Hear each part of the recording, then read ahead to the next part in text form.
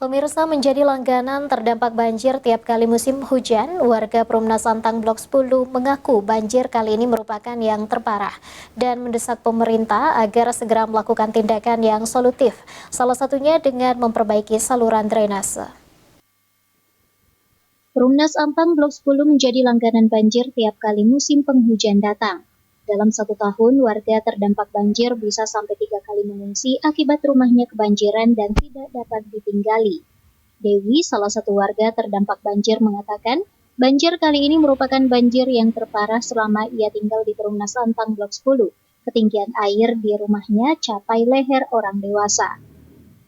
Jika biasanya ia dan keluarga hanya mengungsi 3 hingga 4 hari, kini bahkan sampai lebih dari 10 hari. Terlebih, perabotan rumah tangganya pun ikut rusak saat banjir. Dewi mengaku sudah lelah jika harus selalu mengungsi pada saat musim hujan. Ia berharap ada tindakan yang dilakukan pemerintah, salah satunya memperbaiki saluran drainase.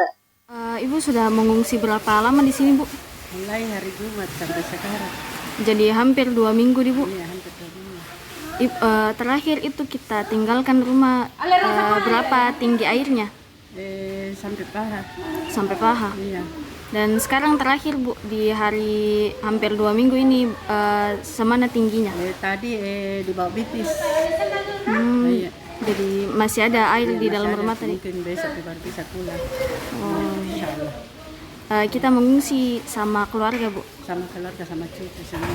Oh ya, jadi Dewi yang juga bertugas sebagai juru masak di pengungsian mengaku kemungkinan baru akan pulang Selasa pekan ini sebab rumahnya masih terendam banjir hingga di bawah betis orang dewasa.